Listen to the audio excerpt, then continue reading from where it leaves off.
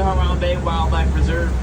And just a few safety reminders before we do get out there today. Please stay seated throughout the entire duration of our journey, keeping your hands, arms, feet, and legs inside of the truck at all times. It is super bumpy out here, so please stay seated. That is for your own safety. Now take a look up above your heads. There's a handy animal spawning guide up there, and that should give you a pretty good idea of some of the animals that we've seen out here on the reserve in the past. There are a lot of animals that are up on that list, and this place is very, very large, so we definitely will not see all of them. We will try our best here today. If you're trying to take pictures, keep those phones or cameras out and ready. These animals could be anywhere at any time. They're constantly moving around, and sadly I cannot stop for all of them, otherwise I definitely would, so keep those phones out. We're going to get moving here. We're going to start our journey off in the Little Aturi Forest. The forest is very dense with leaves and trees, and the animals that live here have pretty natural camouflage that they'll use to help hide and protect themselves from predators, threats, and us too, so just keep your eyes peeled. These can be pretty difficult to find sometimes. On the right hand side, that's an okapi, a brown animal with zebra-like stripes on their backside. Okapis are not related to zebras at all, as they are the closest living relative to the giraffe. We know that because of their skull structure. It's basically identical and just a little bit smaller. On our left-hand side, there's a large black and white colored bird at the top of the hill there. That is a saddle-billed stork, getting its name for the yellow-shaped shield on its bill. Now, if there's one, there's probably two. Those birds do mate for life, and I know that that bird has mates, so somewhere over here there's another one. Saddle-billed storks are also one of the only birds in the entire world that actually doesn't vocalize. They can't make any bird noises. No chirping, no squeaking, no calling, nothing like that. They just rattle their bills, and that's how they'll choose to communicate. We're coming up on one of my personal favorite animals on our left-hand side. This is one of the hardest animals to spot in the wild. This is going to be a black rhino that is on our left-hand side. Looks like it is eating off of that log there. Pretty amazing to see. Like I said, one of the hardest animals to see in the wild. Shy, reclusive, extremely rare too. One of the rarest kinds of rhinos. About a decade ago, there was less than 5,000 of these animals in the entire world. Their numbers have since nearly doubled thanks to some awesome conservation efforts. It is looking out for the black rhino as well as many other species of rhino across the globe. You might have seen that rhino wasn't really colored black. It was more of a brown rhino. Definitely has been rolling around in the mud. They do that to help protect their skin. So one last spot that I want to check over on this left-hand side. Sometimes we find animals over on these hills here. I don't see anyone. I do want to look over down by this watering hole though. There's a little small one over here. Sometimes they're in the corners. In between the two bushes over there, there is a gray antelope. It is a greater kudu. It's way back there. You can see she's faced away from us. She's just sitting down. You can see her white stripes that she has on her body. She is a she. Only male greater kudus have horns. There's one on the spotting guide. That's a male. That was a female though. There was also a bongo back there too. I very briefly spotted it. We call them the ghosts of the forest. They're really good at hiding. So that's going to do it for the forest ecosystem. We'll move on here and take our next right, and that'll lead us down to the Safi River Valley, which is the largest river here in the reserve. So let's see what we can find here today. Mostly aquatic and semi-aquatic animals. On the right-hand side, there's going to be some large gray birds along the sides of the riverbank here. These are pink-backed pelicans. They're mostly gray in color. They have a little bit of pink on their back, on their bill. That's where they get their name from. But the most noteworthy thing about the pink-backed pelican is actually how large they are. They're one of the largest flighted birds on Earth, having a wingspan that's up to 9 feet wide. Let's stay seated for me, please. Just make sure everyone is staying seated on a bench for me. Now 9 feet wide is the same width as those benches that you're going to be sitting on, and almost as large as the canopy that is above your heads. Very, very large birds. They can fly for about 24 hours straight, long time in the air. Alright, now we're going to keep our eyes peeled. We're looking for things like ripples, bubbles, and shadows that might indicate that there could be an animal under the water. Most of these animals that are in the river are semi-aquatic and spend the majority of their day under the water. It is looking pretty still right now, so I want to go check around the corner. There's a group of waterfalls that we're coming up on, and sometimes we find animals over here. I don't think we're going to see anyone, though. I do want to check on the other side of these rocks, though. Sometimes we find animals on the opposite side over here. So there is a Nile crocodile. It's on your left. It's underneath the log, underneath the water. Keep your eyes peeled, but I do need, once again, everyone to stay seated for me. Stay seated. This is a Nile crocodile, a very defensive territorial animal that does eat whatever moves in front of its face. Not kidding. They will really eat anything because they are omnivores. And crocodiles eat up to half of their body weight in just one singular sitting. That's 250 pounds worth of food for a 500-pound animal. a normal lunch for them. They can go actually multiple months without eating any food at all, though, when their food is scarce. They're very good at conserving their energy and their own internal body temperature, because crocodiles are cold-blooded animals and can regulate their own internal body temperature on their own. They have to rely on things like water or the sun to help warm them or cool them. Now, our scenery is about to change in some pretty major ways, so we're about to make our way down into the savannah here. The savannah and its grasslands are larger and home to more animals than all of the other ecosystems combined, because most of the animals that live out here are going to be migrators. In fact, literally millions of animals will travel across these grasslands every single year, looking for things like food, water, or a place to have their young. So, let's see if we can find out here. I think I already saw some migrators. Some of the best migrators in the world are going to be zebras. There are a few zebras on our right-hand side. They're pretty far away, out towards that middle section of the savannah there. We're going to get closer to them in a few moments. Looks like there's also... Oh, I missed the Ankole cattle. There's Ankole cattle in the corner back there. We'll come back to them. There is an eland that is walking towards us right now. It's going to be... Oh, there's two elands here. One on the right, one on the left. The female, she's very, very close to us on the left-hand side here. We're going to be squeezing right past her. Okay, so there are a lot of animals here. I'm going to try and talk about them in a relatively quick fashion, because there are so many of them. All right, elands, largest antelope species on Earth. There's a male on the right, female on the left. Fully grown, a male like that one can weigh 2,200 pounds or just over a ton, and he can jump 6 feet in the air. Surprisingly agile. Hello there. This is a female. She's a little bit smaller. She has skinnier but longer horns. There you go.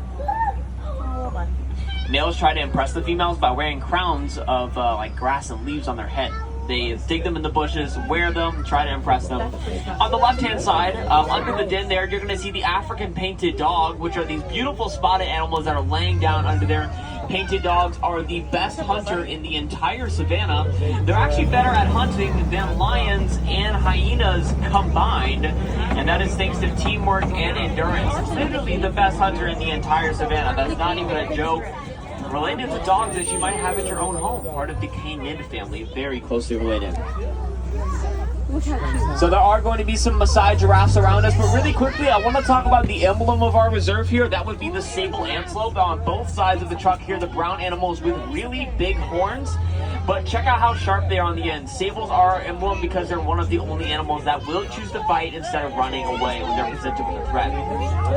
That, my friends, on our left-hand side is a baby Maasai giraffe. That is the newest member of the reserve here. That little guy is just over 6 months old. He's very small still. 9 to 10-ish feet tall, very, very small. He's got his head in the stump there. And you can see the other members of his tower. That is a group name for giraffes. Pretty self-explanatory. Giraffes do tower over every single land mammal in the world. No one is taller than a giraffe is. On average, they get up to be 18 feet tall, and that is just the average. Some of these giraffes will get all the way up to 20 feet tall. They're very, very tall animals. That is why they're called a tower, once again, towering over every single land mammal in the world. Giraffes are relatively simple animals. They spend most of their days standing up and eating. You rarely ever see giraffes sitting. It takes a lot of energy to get back up. Now, before we do talk about these zebras, I want to talk about the Ankole cattle really quickly because I missed it earlier. They're coming up on our right-hand side here. They're back there. They're all laying down. They're brown animals with really big horns. They're up to 8 feet long tip to tip. They're all laying down back there. Ankole cattle are one of the first animals to be domesticated ever. That was over 2,000 years ago. And they were domesticated as a a status symbol, basically, for farmers. These are Hartmann's mountain zebra on the right-hand side. These beautiful striped animals. They are really, really good migrators. I'm going to pull up farther so we can get closer to the wildebeest as well. So the zebras and the wildebeest, they actually are pretty good friends. They like to migrate together. It makes it easier for them to survive these long passings and long crossings. They're both friendly and non-territorial, so they'd rather just go together. It makes it safer and easier for them to survive. Zebras can do about 300 miles at a time. Meanwhile, the wildebeest can do about 1,000 miles at a time before they need to take a major break. Wildebeest are literally one of the best migrators in the entire world.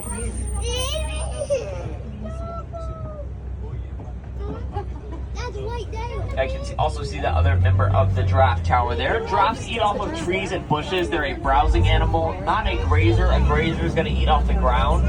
Ankole cattle, wildebeest, zebras, they are all grazers. They eat grass off the ground. Giraffes, though, spend 16 to 20 hours out of their entire day just eating. That is a lot of time spent eating. That's how they get the energy that they need to stay awake for so long, and it's how they get some of the water supply that they need to survive. It is pretty difficult for a giraffe to dip its head all the way down to a watering hole, so if they can access some of the water from the leaves themselves, they will. All right, now we're heading out to the northern section of the savannah now. Hopefully we can find some pretty interesting animals, maybe the animal that's been knocking down all these trees around us, so we'll keep an eye out. We're also headed towards another watering hole. On the right-hand side, you're going to see the largest land mammals on Earth. Those would be African elephants, plural. There are two of them over there. Let me pull around the corner. We can see them better from the other side here. These are both going to be females. Hold on, really quickly. There's a mandrill. There's 3 mandrills on our left-hand side. That's awesome. Yes, if you know Rafiki is a mandrill. They have this beautiful blue and red color on their backside and on the front of their faces. Especially that male right there, the really big one. He is a lot brighter than the other two. If he turns and you see his face, it is very brightly colored. He'll weigh 100 pounds to be the size of a medium-sized dog. They're really big for being a monkey. There's those African elephants on your right-hand side, both females. We know this because they're being social and there's more than one of them in one spot. Males are solitary animals. They are kicked out of their families at a young age. That is normal for being a male. Females, on the other hand, they're highly social, so if you see more than one, probably going to be females. If you see just one, probably a male.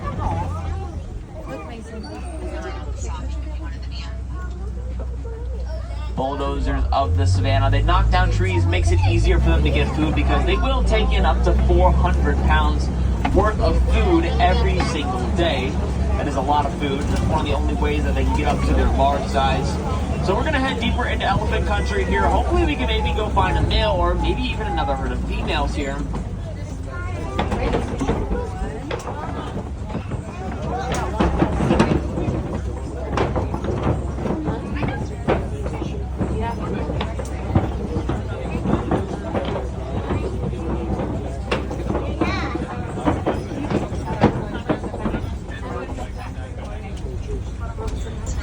Alright, now we're going to keep moving, see if we can go find some more elephants. Unfortunately, it is becoming harder and harder for us to find these animals. Even the elephants, they are losing their homes, and that is causing a decline in their numbers.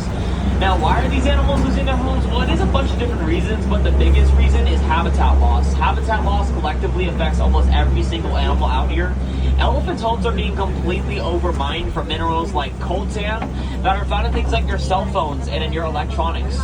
So one of the easiest ways to help the elephant out is just by simply recycling your electronics.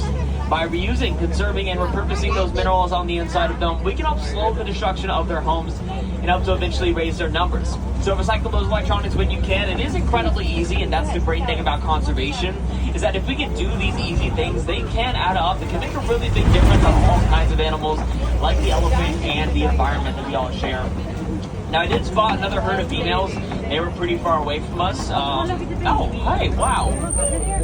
There's a baby elephant that is running around over here. I did not expect to see her over here. Thought she was going to be back with her family over there. That's her mother, though. Oh, they're off the move. Hold on, we got to go catch her. This is the newest member of the elephant herd. She is about 1.5 years old. She is still extremely small. They are flying. They're going faster than I am. That is wild. Let's see if we can catch them really quickly before they go. Here she is. So, like I said, newest member of the elephant herd. Looks like she has a lot of energy right now. Running around with her family. We'll stop and watch them for a second here.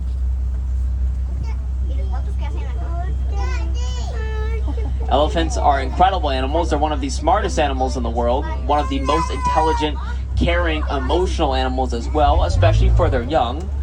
Baby elephants are an extremely important part of their families and their social dynamics because they are pregnant for 22 months, nearly 2 years. That's the longest pregnancy of any land mammal in the entire world. Keep your eyes peeled as we circle around the corner here. These are greater flamingos on our left-hand side, largest species of flamingo in the world. Also the dullest shade of pink, so they're not very vibrant, but they do get their pink from a protein in their diet. It's called beta-carotene. Let's see, she's up and running again. There she goes, there she goes. So that's actually not her mom, that's her sister right there. They're very close. The two of them are inseparable. It is amazing. You guys are looking at a multi-generational herd of elephants with your own eyes. It is amazing. Very tightly knit animals.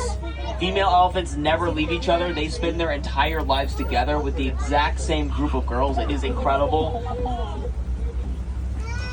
All right, that was pretty awesome. So we're gonna head a little bit farther here, see what else we can find. These animals in this next part of Savannah are a little bit harder to find. It's just denser in here, so they are a little bit better at hiding, but they've definitely been nearby.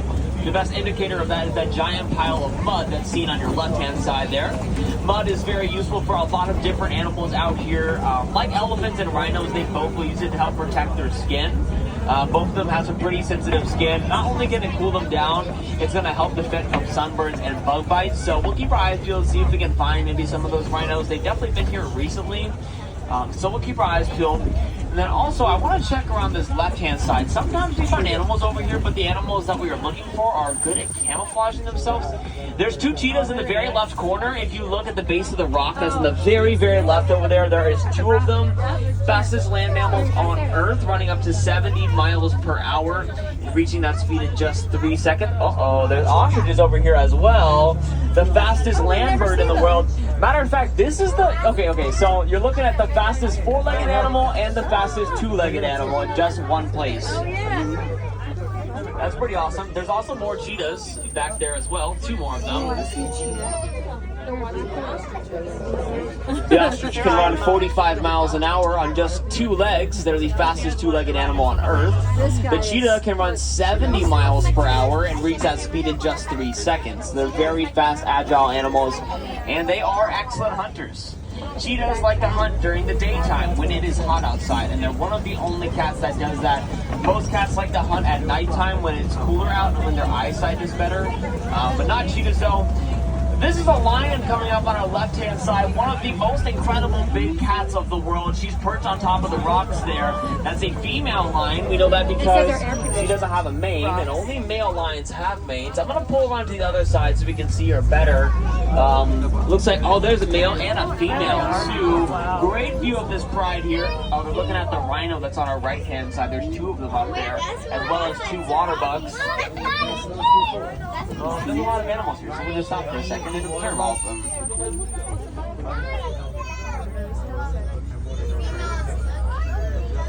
Alright, water bugs on the right hand side. Shy brown antelopes. They like to hang out on their own, they don't cause trouble, they don't bother each other. This is a pride of lions, a group of lions, generally consisting of one male, 2 to 5 females, and their young. Now the male is of course the only one with a mane. It's not that big because he is a younger male, but they do have a lot of growing up to do. Now they're doing what lions do during the daytime normally, which is sleeping or resting. They like to conserve their energy, saving their energy for the evening when the temperature is cooler and when they like to do their hunting. They do like to hunt at night. Their eyesight is about 6 times better than us humans at nighttime. We're also coming up on a very special animal on our left-hand side. We're going to see some warthogs here. Warthogs are really cool animals, extremely misunderstood in my opinion. A lot of people call warthogs Pumbaa. Pumbaa is a funny word that means foolish one. Warthogs are not foolish. In fact, they're one of the most intelligent animals in the world. They are related to pigs. Pigs are one of the smartest animals in the world. Now you can see that they have tusks, 2 sets, one on the top of their mouth and then one on the bottom. They're made out of ivory, same stuff that makes up an elephant's tusk, but not a rhino's horn, because those are made out of keratin. That's the same stuff that makes up our own hair and fingernails. So it literally has no value at all, no medicinal properties like a lot of legends say. Literally worth nothing. Those are white rhinos. My favorite animals, they are the second largest land mammals on Earth, only second to an elephant and double the size of a black rhino, weighing in at right around 6,000 pounds. On our right hand side, there is a group of ostrich eggs down on the ground there. Those are the largest eggs in the world. They're going to weigh 3 pounds apiece, or 24 chicken eggs as an equivalent.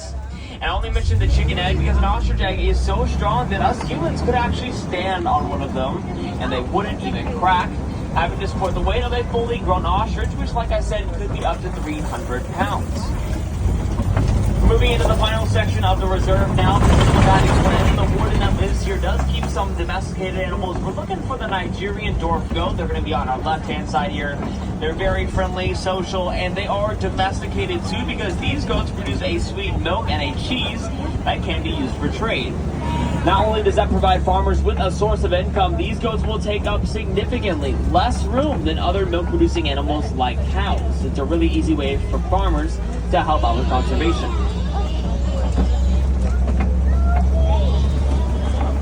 The are now headed back towards the villages of Harambe. So sadly our safari is coming to a close. I'll talk about conservation one more time. The majority of these animals that we saw here today are endangered, and I like to ask the why question. You know, why are we here today? Why are we on a safari? Why are we on a reserve in the first place? Well, a reserve is a piece of land that's been saved or reserved for these animals to call home. Because honestly, guys, these animals are losing their homes everywhere, and some of them don't even have a place to live in the wild anymore. So they come to a reserve like this where they can be protected from things like poaching, habitat loss, or deforestation, just to name a few of the issues that they're currently facing. And luckily though, it's not all bad. There is a light at the end of the tunnel, and we can help these animals if we choose our actions quickly and decisively. So for us, let's start with the easy things first, like the 3 R's. Remember, reduce, reuse, and recycle everything that you possibly can, especially your paper, plastics, and electronics. Recycling is super easy. Every single one of us on this truck is capable of doing it. Another easy thing that I love to do, and I encourage everyone to do, is just learning. If you saw an animal that you loved or sparked your interest in the slightest, go home, do a little bit of simple research on that animal, and then be sure to share what you learned. By learning, sharing, and just talking about these animals, it's one of the easiest ways to raise awareness. So I do challenge you all, don't let your learning stop here, and continue to educate yourselves on some of these amazing animals. Even animals that might be back at home, they all do need help.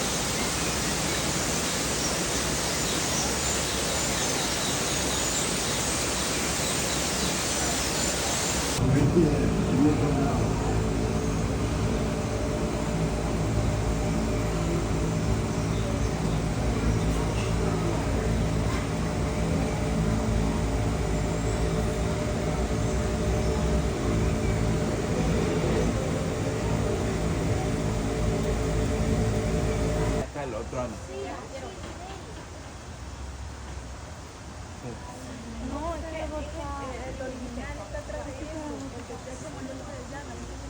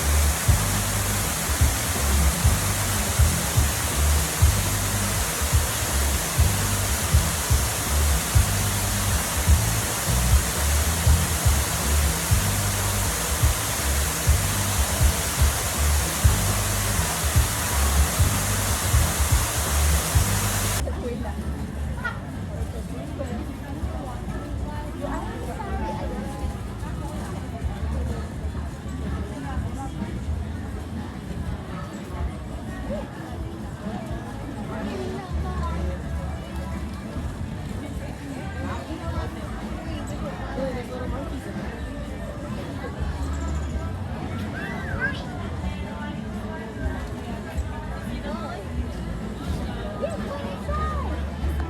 you are here. I wish I had. My goodness. Who has a yellow bag? Oh, boys.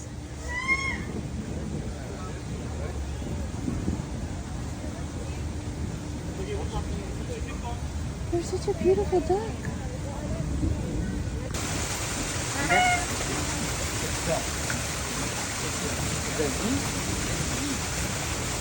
Wow, look at that fish in the water.